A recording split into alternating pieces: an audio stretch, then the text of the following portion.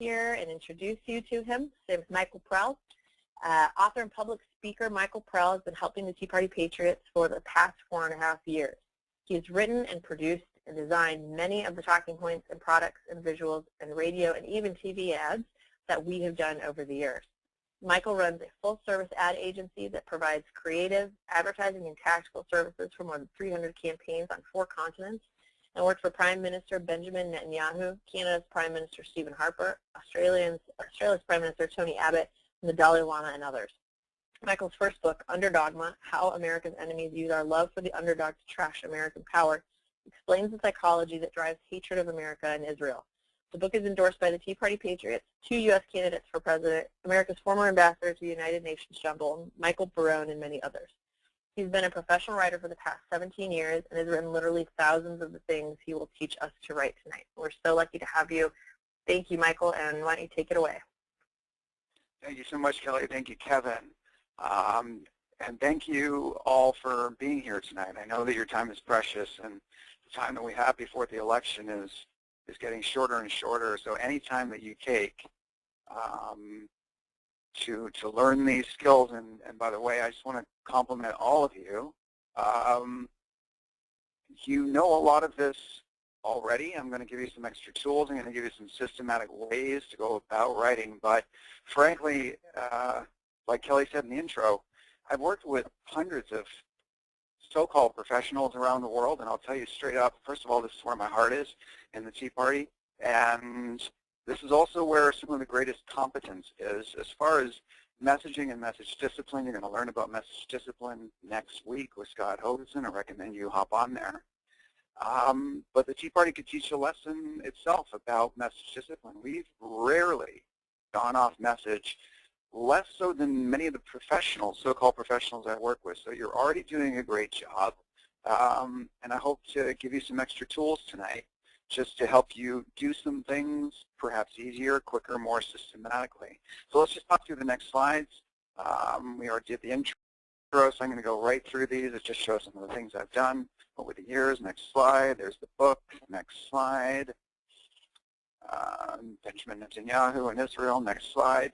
We'll pop to the next slide. So you might have seen some of the toolkits that have been popping around. You're going to see a toolkit coming your way about the documentary, The Border States of America. So I do those sorts of things, and it's a lot of what you're going to learn how to do yourself tonight, but that's where it comes from. Next slide. You know, some of the visual stuff, the rally signs, next. Just let's go through these. This is just intro. So these are some of the things that you may have seen that I've helped with, literally hundreds of flyers. Next slide. Etc., etc. There's a big list here. These are all the different things I have done, but we're going to focus on writing tonight. So next slide. Now, one more. The name of this course is How to Write. Now, built into that, the name of this course is the belief, the assumption, the presumption that you can write, and that is the presumption that I am making tonight. Even if you think that you don't know how to do this, you do. You already know how to do this. And I'm just going to teach you some extra tools. So next slide, there are professionals who supposedly have, chosen this as their profession, and we don't want to be like them. When I was growing up, I wanted to be a journalist, and that desire to be a journalist survived approximately 2 weeks of actual exposure to journalists, and I decided to never be a journalist again. We're going to actually be better than them. So let's pop to the next slide. And like I said, if I didn't believe that you can write, this would be a waste of time. And I don't like to waste time, and we have no time to waste. So let's get right to it. Pop to the next slide. And I'm going to prove it to you. So let's prove that you can write.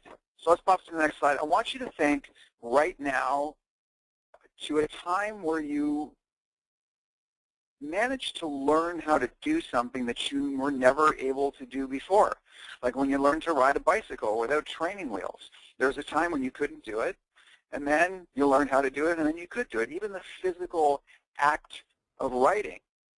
Think about it. All of you went from a state of not knowing how to write with your hands to make letters to being able to write. So you already taught yourself, you already learned how to write. You can do this. Let's pop to the next slide, and then one more.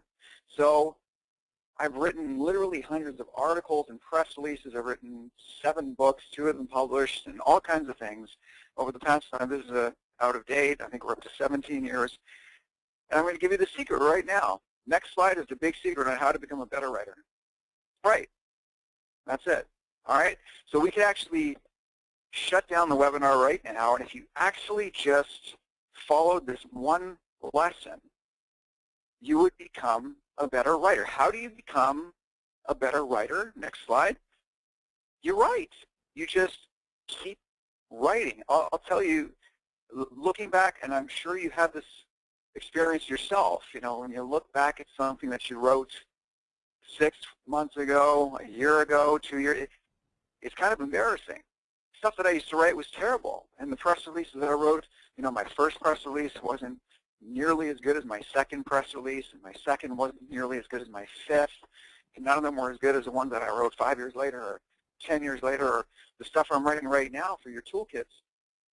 The reason why it's good is not because I'm born better than anyone. This is a meritocracy. This is America. If you want to get good at something, then just get up every day and do it and get better at it. And that's how you do it. So we could actually end the webinar right now, but we're not going to. So let's go to the next slide. Here's a misconception about writing or any creative process, and I've done a lot of different kinds of creative processes. Writing is not a well that you're going to get to the bottom of and eventually you're going to run out of creativity. You're not going to run out of words. You're not going to run out of letters in the out. No. It's a muscle. Next slide. It's a muscle, not a well. So the more you work it, the stronger you get and the better you get. And I'm here to tell you that there's going to be some times where everything you write is going to be garbage. Absolute garbage. You're going to write and you're going to say, how can I stop myself from swallowing my tongue? I'm so horrible. This is bad. And you look at everything you write and it's total garbage. And guess what, folks? That's actually part of the process. That is there's actually part of the process of writing something good that is called everything I'm writing today is garbage. And so don't look at it as a big, scary brick wall that's going to fall over on you and crush you. Look at it as actually part of the process where everything you write is garbage. And I want you to remember this phrase. It really helps me. Then hug it and let it go. Hug it and let it go. Don't let it get the best of you. Just say, wow, this is that part of writing where everything I write is garbage. Okay, now I know what that part is. I wonder what the next part is. Well, let's go to the next part. The next part, you notice I keep on keeping at the bottom of the page over and over. Keep writing. Don't get despondent when everything you write is terrible. Don't get despondent when an hour goes by and you're glazing over. Actually, if an hour goes by and you're glazing over and it's 40 days out from an election, I would recommend going outside and knocking on doors and then come back to it. That's sometimes what it takes to clear your head. Walk the neighborhood, canvas, come back, and then your head's going to be filled with perhaps the words of the people you spoke to, with new ideas. So get up, walk around, then come back. But don't get freaked out by it. Just hug it and let it go. So when you move to the next part, you're going to write a whole bunch of stuff, and then you're going to say, well, not everything's garbage, but I've got a whole bunch of stuff here, and some of it's garbage. And so what do? You cut it. You cut the excess, and you just keep cutting. So don't fast forward just yet. Don't go to the next slide. I wrote the first book that I wrote. I actually cut 1,200 pages out of a book that wound up being 427 pages. So the stuff that was actually garbage was close to 800 pages. Do you have the discipline to cut 800 pages of stuff you slaved over? You should. And let's hope you're not writing 800-page books between now and the election. We're talking about here just letters to the editor and press releases because we have a job to do, right? We all have a job to do. I'm going to teach you how to get to there more quickly. And so this next slide, the one we're looking at right now, with the scissors and the word darlings, why is that?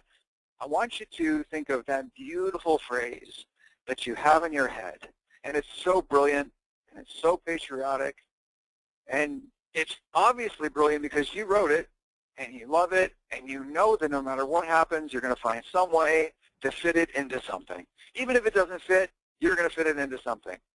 And there's a phrase for this, and I forget who wrote it, but the term for getting rid of these particular treasured little darlings is murder your darlings. When you are carrying around one of those phrases that you know is just brilliant and you want to fit it into something, that's the first thing you should be cutting. Go to the next slide. We're not here to write your story. Write the story, not your story. And sometimes, look, folks, we all want to express ourselves creatively. And sometimes doing this, writing press releases and letters to the editor, is a way for us to express ourselves. Please, if you want to write something that is one of your darling phrases, or something that is an axe that you're personally grinding, or it's some beautiful artistic flourish of words that you want to share with the world because you know it's brilliant, trust me, folks, I get 1,000 of those, and all of them can wait until after the election because we have a job to do. So focus on what we're here to do. Focus on the story, not your story. So let's hop to the next slide. And like I said, I've done this hundreds of times in articles and press releases and letters to the editor, more than I'll ever know because I write them and other people put them out, and who knows. And so the next slide, I'm going to show you the basic structure of how to construct really anything that you're going to write. You can apply this to an article, and we're not talking about articles today. Talk about a letter to the editor or a press release. Anytime you're organizing your thoughts, sometimes actually always the hardest part is how to organize your ideas. And so I'm going to show you, I'm going to break it down for you. I'm going to break it down to you in each step of the way. So the first one, and we're going to go to the next slide, when was the last time someone actually taught you how to write a sentence? Probably not since grade school. It's a beautiful phrase I use from Mark Twain. He wrote a long letter to a friend, and at the beginning of the letter he said, "I'm sorry, I didn't have time to write a short letter, so I wrote a long one instead." Now what does that mean? That means that you want to keep things brief, short, to the point. Say something, put a period at the end of the sentence, and then stop writing. When you prattle on forever and ever with long run-on sentences and big, long, multi-syllabic fancy words designed to make you look smart, you're actually announcing to the whole world that you, and your audience, frankly, that you so disrespect them that you failed to put in the hard work at the front end to actually take something complex and make it simple. Next slide. We have a great quote here from Ronald Reagan. He says, "I've wondered at times what the 10 Commandments would have looked like if Moses had run it through a state legislature." And also on the next slide. But this is exactly what happens. This is the opposite of, and we'll go to the next slide, it's the opposite of brief writing is what governments do. So here's an example of, you take the 10 Commandments, you run it through state legislature. This is the anti-violent crime bill, which is designed to stop murder. It's 32,346 words long, and I'm not even going to read some of the stuff that's on the screen right there. That's one sentence that's not even done. I have to cut it off because we ran out of screen space, and it's all ing words and multiple soft syllabic multi-awful. It's not even English, and its purpose is presumably to stop violent crime like murder. So could you possibly say this in a better, more compact, brief way that's more powerful and effective and enduring? Next slide. I would say yes. It's been done. Thou shalt not murder, 4 words. And if you do it in Hebrew, it's 2 words. And I would say that this is not only more clear and to the point, it stood the test of time, and more people have read this than that 32,000-page bill. Go to the next slide. When you prattle on with big, long words, you put your audience to sleep. This professor type who speaks in professorese has 0 active listeners, and Rush Limbaugh, whose very self-description of his job is to take the complex and make it understandable, he has 20 million active listeners. He's the most successful communicator probably, definitely in our generation, maybe in American history if you just counted the numbers. By doing what? by taking the complex and make it understandable and simple. So we'll go to the next slide. I'm going to show you how to write a simple sentence, which you might not have had taught to you since you were a kid. Here's a perfect sentence. I love you, period. Now, no one here is going to deny the power of this sentence. It's one of the most powerful things you can say. And it's 3 words long. And more importantly, look at the structure. I, subject, love, verb, you, object. And then you're done. And so that is the structure that I want you to follow for each of your sentences. And you string together enough clear, straightforward sentences of subject, verb, and object. I mean, once you string those together, you're actually going to have a good paragraph, or a good letter to the editor, or a good press release, or a good pull quote. Think of how the words I love you, which are powerful to hear, if they were said in some professorial, long-winded, I just want to make myself sound smart way. You know, if your loved one came up to you and said, well, whereas I believe in the opinion of the committee is that we should perhaps consider, you know, you and I being together for 12 years and, you know, this no. I love you, period, stop talking. Subject, verb, object. Next slide. While you're writing, here's a key lesson I want you to keep an eye on, maybe even take a note on this one. Do one entire pass through everything that you write. And remember, every time you write, you're editing and you're cutting. Do one entire pass just looking for words that end with the letters ing. Anytime you have an ing word, it's an indication, it's an easy way for you to spot that you're probably in passive mode, that you're in passive sentence mode. So look for your ings, and I can guarantee you that almost every sentence that you have that has an ing word in it, you can actually reword the sentence to have no ing words, and it becomes more powerful and actually clearer. So do one entire pass of everything you write, cut on pass 1, do another pass, flip. My book, Under Dogma, I'm not kidding, and I'm not embarrassed to admit this, I went over every single page. I edited every single page 1,000 times. I'm not asking you to do that because we don't have that kind of time between now and election day, but do another pass, cut, and then do one special pass, just looking for ing words. Okay, so next slide. When you're looking at a press release headline of any kind, and actually just in general, I want you to think in terms of headlines. But your headline, if it's a press release, should always be 7 words or less. I'm sorry, I'm going to have to enforce this rule at all times. Just don't go beyond 7 words. You can question me, you can ask me why. Just trust me. Trust Mark Twain, trust, you know, the 10 Commandments. Brief is better, 7 words or less. 7 words is even getting too long now that things are getting faster and more compressed. The second point on this page I want you to look at is this is an exercise I want you all to do tonight. After we get off this webinar, go through your, if you have Gmail, there's a special tab for just promotions. Check through various marketing emails that have been sent to you, and I want you to look for the ones that you clicked on, okay? Don't take my word for it, take your word for it. The ones that are tight and brief and compelling, and by the way, the ones that have a question mark at the end of them, those are the ones that get open by you. So go check it out afterward and see the ones that you clicked on and see if there's a pattern that they tend to be shorter. Make what you're saying compelling in a headline. We're going to get to that in a bit. Tight words, again, like for instance, I submit to you as evidence this page. The longest word is compelling. And do you think I'm dumb? Do you think I'm talking you know, at a 6th grade level or a 4th grade level? Do you think I'm stupid? No. Do you think I'm clear? Yes. So make your words tight, short. When you can use a simpler word, use it.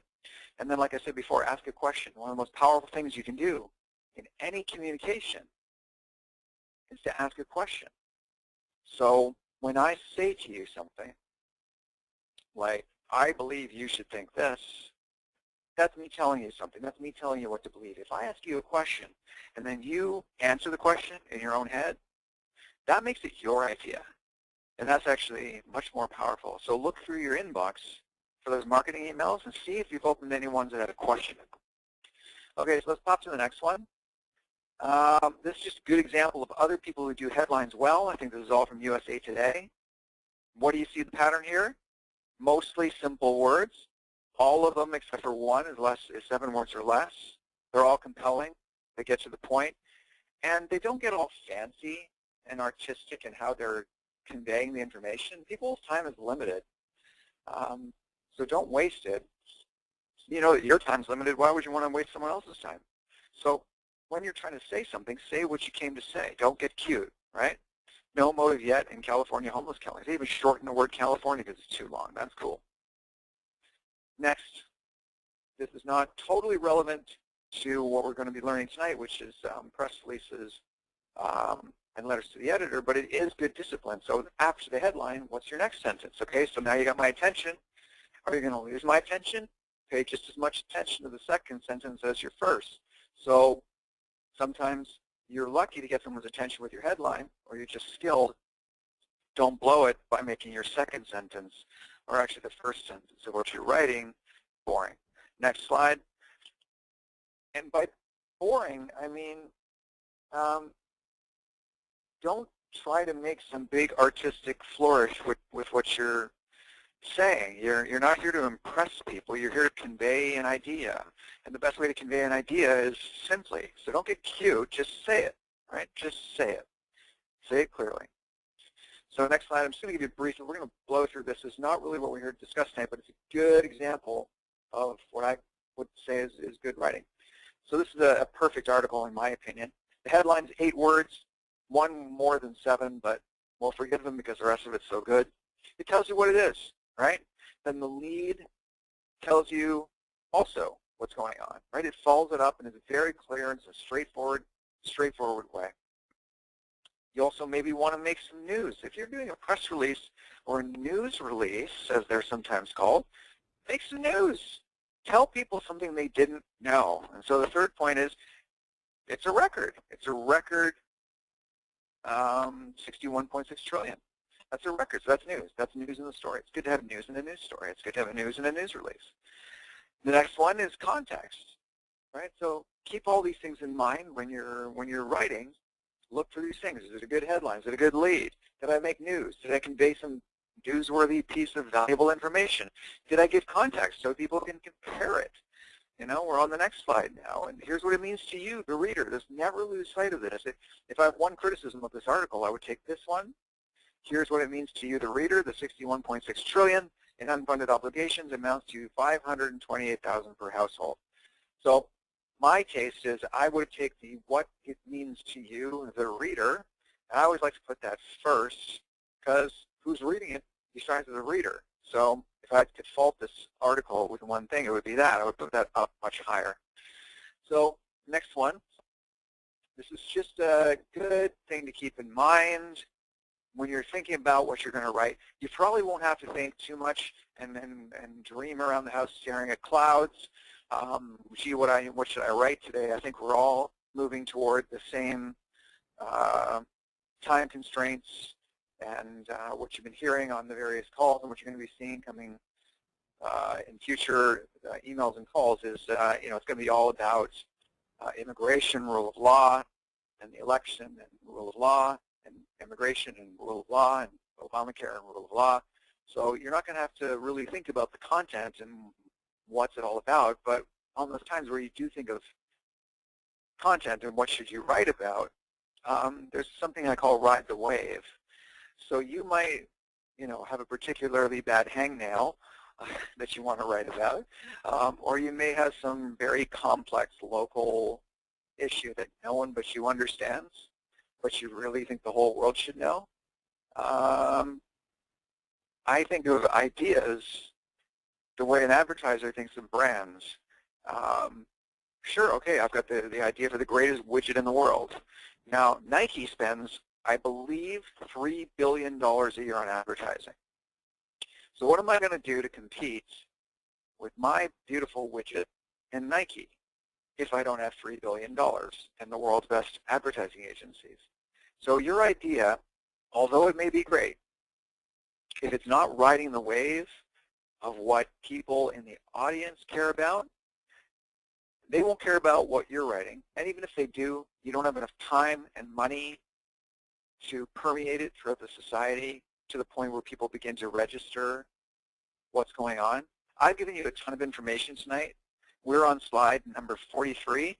Quick, raise your hand. How many people remember what's on slide 13? Okay, you've all made the choice tonight to dedicate your time to learn this skill, and you're listening hopefully intently, and you can't remember what happened 10 minutes ago while you're absorbing something that you came to absorb. So don't go out the door with some idea that you think is important unless it is already important in the public. And as I said before, and as you'll hear over and over, what's important is Obamacare, rule of law, immigration, rule of law, immigration, rule of law, immigration, rule of law. So just stick with that for now. And again, the next slide is just an example of one of the waves that we were riding. You know, when the IRS comes after us, that's big news. We talk about it, then we get all kinds of traction. We talked about it for months before, no one was listening. Then when it became a huge wave, we rode the wave, and that was that. Next slide is when you're looking for research, this is just something to keep in mind. Probably won't come up too much in press releases, but it's a good way to organize your thoughts. Again, how do I know what's a good proof point to use to prove my point? Okay, so you may have noticed some of the rally signs that I showed you around slide 13. If you're wondering, I think it was slide 13. I designed rally signs for us, and some of them I did were for immigration rallies that we had. And one of the immigration rally signs that I did, it wasn't in this deck, but I managed to find a quote of Barack Obama saying that we must secure the borders. That's a very high level of proof. That's not me saying it. That's not the Tea Party saying it. That's the guy we're talking about saying it. It's the highest level of proof. So when your so-called opponent says the thing that you want said, use that. Right? And if they voted that way, use that. And if their party voted that way, use that. If you're trying to make a point, use the other guy's stuff to prove your point as much as you can. Next line, again, we've already said this, related to your audience. Everything you're doing related to your audience. Don't just write because you're hyper-focused on some issue.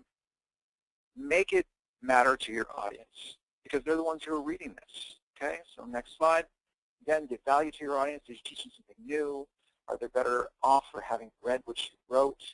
And then focus on this last one as well. What's in it for them?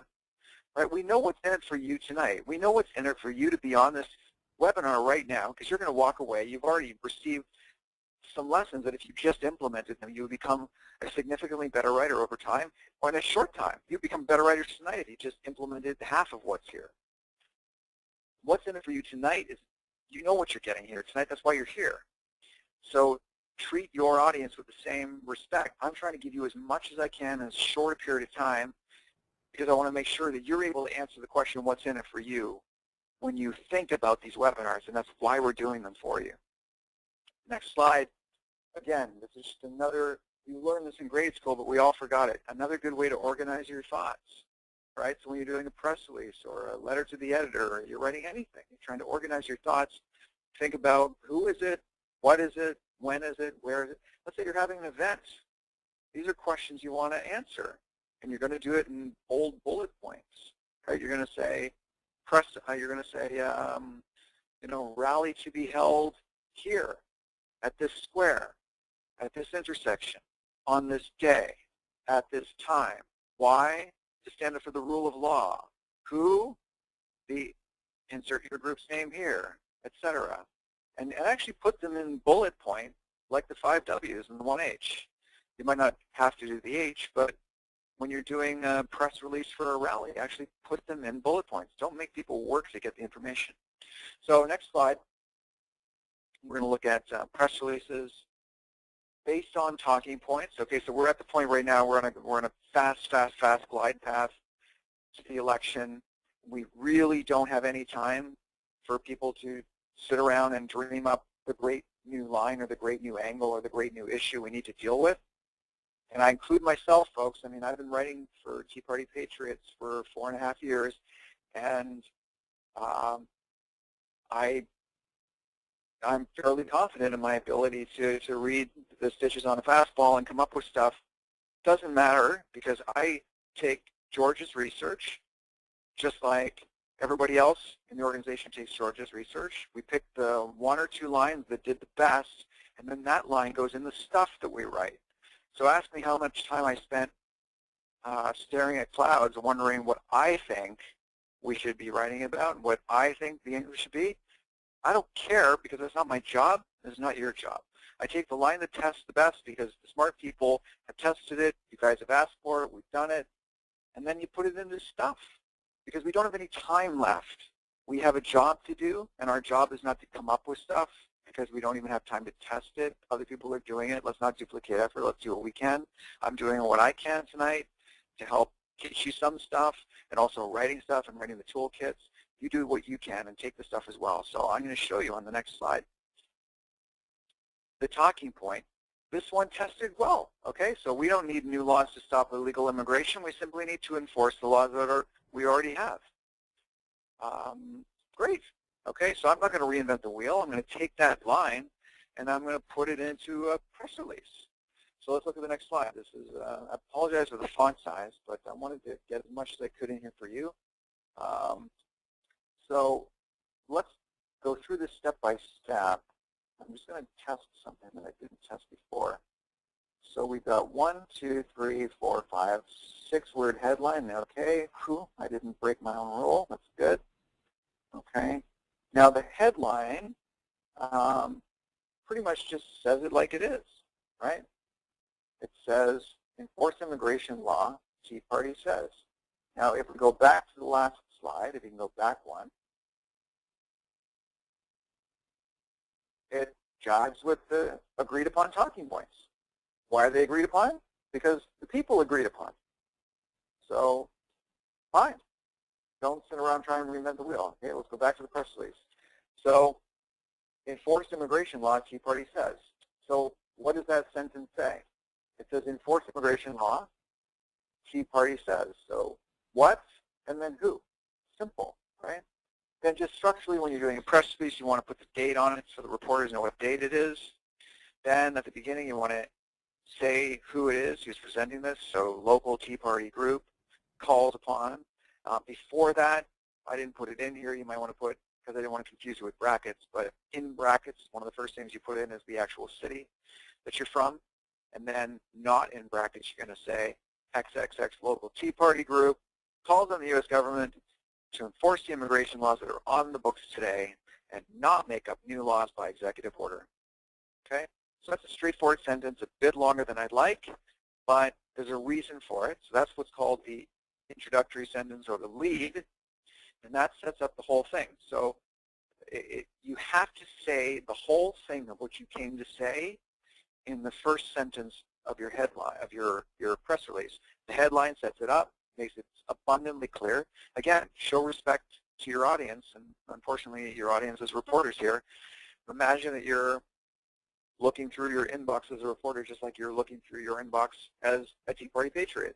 You don't click on everything, and they don't click on everything. They click on the stuff that matters to them. And if they have to file a story on immigration and they want a Tea Party angle, then those two things better be in the headline. And when they click on it and they read the first sentence, it better say what you came to say. We are calling on the U.S. government to enforce the immigration laws that are on the books today and not make up new laws by executive order. And that captures the two biggest testing messages that were in the research, which are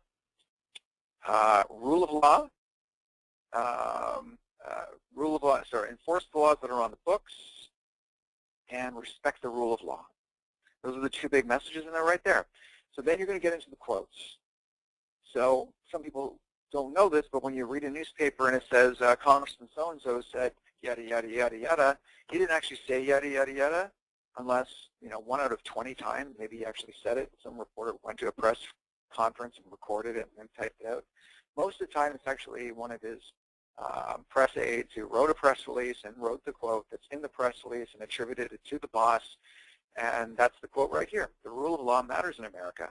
So the rule of law matters in America. 7 words. Done. The rule of law matters in America, said you. That's a pull quote. That's a quote that's so small that a reporter can pull it out and use it in whatever story they're writing. If you go on a prattling on 25-word sentence, you give them nowhere to cut, you make it almost guaranteed that they're never going to use it, you're shooting yourself in the foot. Short sentences. Next. We don't need new laws to stop illegal immigration. We simply need to enforce the laws we already have. That's a good, straightforward conversational sentence that a reporter can pick up and copy and paste into his or her article. Okay? Next paragraph is just a factual accounting of the issue. You want to give them some background, like a news story. Don't get polemic, don't get crazy. Just say it, right? So it might say, America has numerous laws in the books that if enforced would end the border crisis today. The majority of Americans, according to X poll, cite poll, want the government to honor the rule of law by enforcing the laws that are already on the books and by not doing an end run around the law with executive amnesty. Then you end with one more quote, nice and short. Here's an example. It's about the rule of law. Secure our law, secure our borders. That last line, secure our law, secure our borders, that one I can see getting quoted everywhere. Now, it's not my genius. I just took the approved language and then I kind of shortened it and turned it into something. And that's what we should do. And then at the end, don't forget, finish with, for more information, please contact, and then put your name, your phone number, and email. Now, what's the big, gigantic hanging lesson in this press release that is actually unsaid, but it should be screaming out at you right now? That is the word count. Now, I got to wrap this up kind of quickly, but the word count of this whole press release is 163 words. 163 words. And I made my point, and I gave the reporters 3 decent quotes to pull from. Okay? Job done. The best, greatest press release that I've ever seen in my career of 17 years was a one-word press release. The opponent in a political campaign were making some outlandish accusations about the guy I was working with, and we sent out a press release that said, no. And that was it. And we won that battle because the reporters were just so enthralled with the audacity of a one-word press release. So this was 163 words. I've got a hard and fast rule. Thou shalt not make a press release longer than 250 words, ever. Ever, ever, ever. Don't ever do it. So write this down. No press releases over 250 words. Don't do it. I just did that in 163. And even that's getting kind of long in an age of tweets. So get disciplined. Be like Mark Twain. Show the discipline that you have the discipline to write a short letter. Okay? So next slide, we're going to next talk letters to the editor, and I'll go through this really quickly. You're going to get a lot of these in toolkits. You're going to notice that some of them are remarkably short, and they're also based on the talking points. Go to the next slide. Here are 3 examples. Again, to be getting tons of these. We don't need executive action or new laws to stop illegal immigration. We simply need to enforce the laws we already have. You submit that, that's a 1-sentence letter to the editor. They love this stuff. If you can get your letter to the editor down to 1 pithy sentence, you're doing a good job. Don't prattle on for page after page in your manifesto. It'll never get read. It'll never get published. You write a 1-sentence letter to the editor, and when you see these toolkits that I write and we put out, you're going to see a bunch of 1-sentence ones or 1 or 2-sentence ones. Why? Because why is that good? Well, you're an editor. You have an editorial page, and you got to lay out text. There's going to come times where you're going to have this little empty space.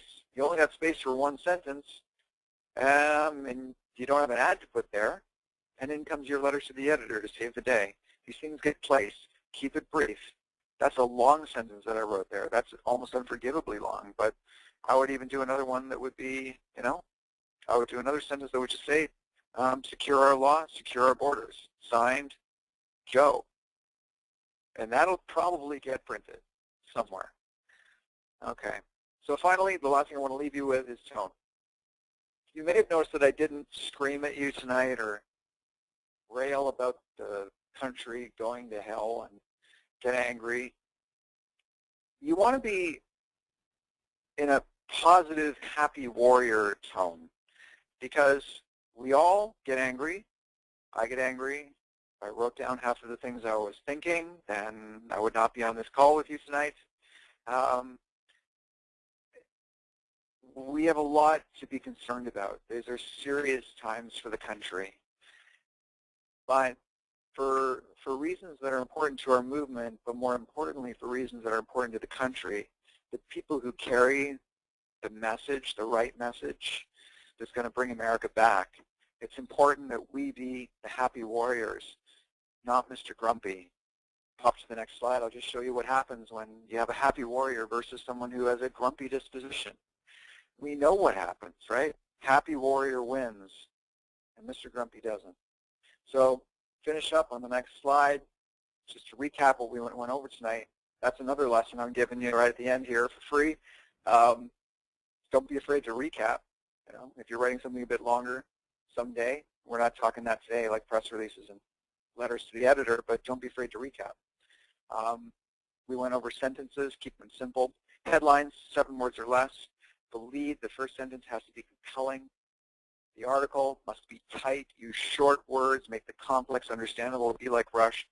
The content must be compelling, must ride a wave, and right now we got a big wave in the country that says we're right on the issues that matter to us, and the country's with us, so stay with that stuff. Hold by your computer the 5 W's, 1 H, and stick by them. And then keep your tone right. And then finally, how do you become a better writer? You write. Keep writing. Thank you so much. Thank you. Awesome. Thank you so much, Michael. I think every time I've seen you do this, I learn something as well. And I have to say that you are totally correct. When I was younger, I used to hate writing, and then I had to write a bunch for a degree, and I, by necessity, got better at it just because I had to do more of it. So, so I think we would like to open up for questions. And so, Kevin, do you want to explain how people can ask a question? Sure. Okay, so I'm just going to go through this really quick. If you have a question that you'd like to ask Michael, there's 2 different ways you can do it. You can either, on your dashboard, there is a hand icon. If you click the hand icon, your hand will raise. And if you've got a microphone and speakers, or if you're connected via telephone, then we'll be able to take your question live. If you don't want to ask a question live, there's also an option to type a question in the question block. So just type your question there. I'll be able to see your name and your question, and we can ask Michael the question there. Okay, so I've got a few questions in the questions log real quick while people are figuring out how to raise their hand. The first one comes from Bill Blair. He wants to know, how do you find something to write about a candidate to support him when there are no outstanding issues except party lines? Okay, so the question is, how do you find so you're looking for something nice to write about this guy when really there's nothing that stands out about him except that he's not Obama, or that he just votes on party lines. At this point in the cycle, with not too many days to go, if this guy or lady is anywhere near, if he or she is right on the issue of immigration, and if Tea Party Patriots have vetted them and says, okay, they're for real on this, then just focus on that issue. That's the kind of thing that not only matters to the people who are likely to make decisions the right way during the election, it also matters to the editors of the newspaper because it's a big issue, right? So focus on that. You know, he might have 10 fairly mediocre to middling good things about him or her, but focus on the ones that are actually going to resonate most with the voters, as we know through testing, and also bring them closer to us and resonate with us. So if he or she is anywhere good and approved by us on immigration, then I would talk about that and rule of law as it relates to immigration, and perhaps even terrorism as it relates to securing our borders as a third option. Okay. The next question comes from Sue, it looks like Bennett. She wants to know, when you're writing a letter to the editor, is it best to use email or a letter? So Is it best to send them something that's computer generated or an actual letter in the mail? Thank you, Sue. The answer is try both. So I don't know exactly the personal email or mail habits of your local newspaper. So try it one way, try it the other way, try the same message both ways and see which one works. So you're actually testing the method and not the message. And then just do something really old school, which is pick up the phone and call the editor and say, how would you like to receive letters to the editor? And then do what they want. Okay. All right, we are going to try to take some live questions now. Robin Cotton, he had a question in the question log, but he's also got his hand up, or her, assuming. So Robin, go ahead.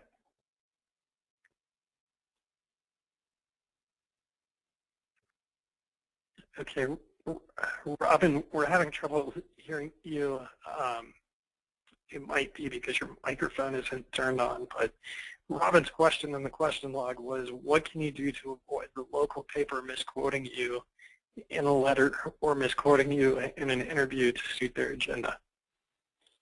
Okay, so one of the most important things is if you're ever being interviewed by anyone, and again, hats off to Tea Party Patriots across the country, you're remarkably good at staying on message. So when we have something bad written about us, it's generally because someone actually, the media either lied or totally misrepresented what we said, because we're actually that good. You're that good. So whenever you're being interviewed by anyone, I highly recommend you recording it. Everyone's got, a phone in their pocket that can record anything. So record everything, so then you can prove that they misquoted you. And if you have proof that they misquoted you, almost every newspaper of a certain size has something called an ombudsman, I think, ombudsman, yeah. Make an actual formal complaint. This is a rule right out of Saul Alinsky's Rules for Radicals. It's called Make Them Live Up to Their Own Standards. These people are in the news business. They believe in facts. At least that's what they were taught to believe. And when you catch them breaking their own policies, like actually saying something that's factually not true, and you take it to their ombudsman and you make them answer to their own policies, it really makes their head spin, and that's the best way to do it. Okay. All right, let's go to Art Havenhill. Go ahead, Art. Hey, good evening, everyone. And I have to say, this was an outstanding presentation.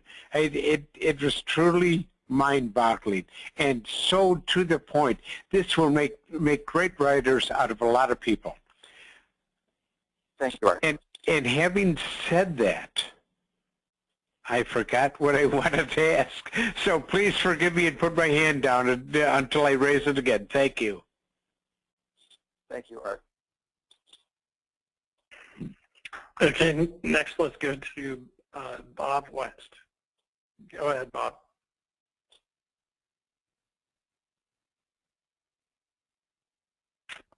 Okay, Bob, are you there? Okay, we're having some audio difficulties with Bob. Let's go to Boric Valeric. Go ahead, Boric.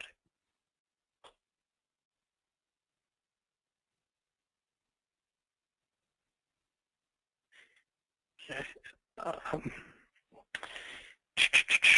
Looks like we're having some audio issues. For those of you who are connecting with your mic and speakers, if you can just make sure that you've got a microphone and then it's turned on, otherwise we won't be able to hear you. So let's go to the next one. Let's try Alan Gary. Go ahead, Alan.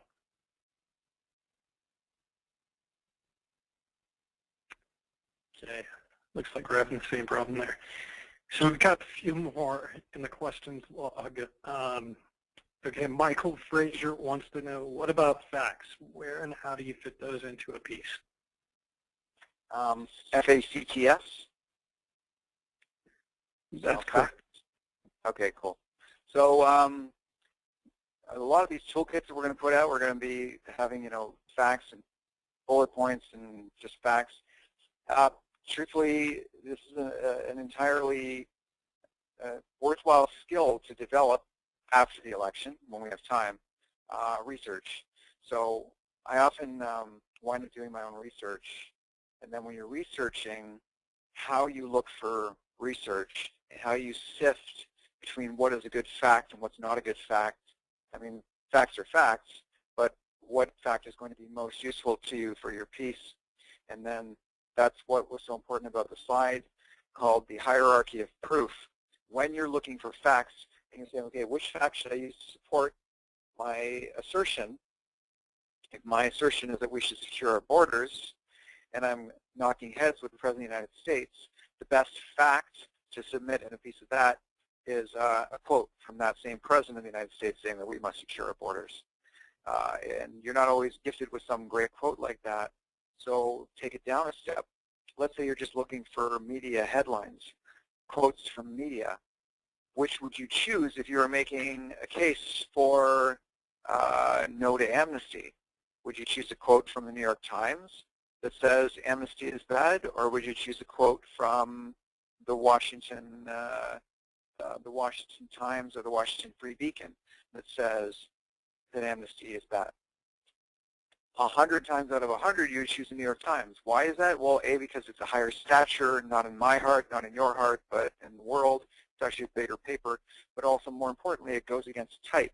So if I tell you, or if we tell you that, you know, amnesty is bad, well, of course, that's a, you know, one of those Tea Party folks. The New York Times says it. Well, that's interesting. So when you're looking for facts, look for facts with a very high level of proof in that hierarchy of proof I showed you, with the highest being the guy you're going after said it, and then slightly lower is non-typical media said it. Okay, let's take a few more questions. We had a presentation last week about how to organize a meeting, and one of the points was keeping the meeting on time, and we're a few minutes over. So we'll take a few more questions. And there's quite a few questions in the question log, so if we don't get to your question, we can have Michael answer those questions. We will send those responses to you via email at the email address that you used to sign up for the call. Okay, so Karen Tuber wants to know, what about op-eds? How long and when should you write an op-ed? Op-eds, we should probably not, you should not be writing op-eds between now and the election. There are way better uses for your time. Anytime you feel the urge to write an op-ed, go out and knock on 10 doors. Just get out of your system. We'll write them after the election. There's just no time. We're out of time. Like, we're out of time. Make phone calls, get people to whatever, but just when you eventually do get around to writing op-eds, I like 500 words, usually no longer than 600, and 450 is getting better for web-sized op-eds.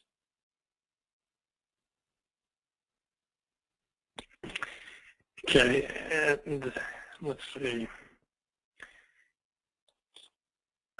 There were a few comments, Michael. I'll go ahead and say there's one person said that enforcing is an ing word, and that was in your sample press release.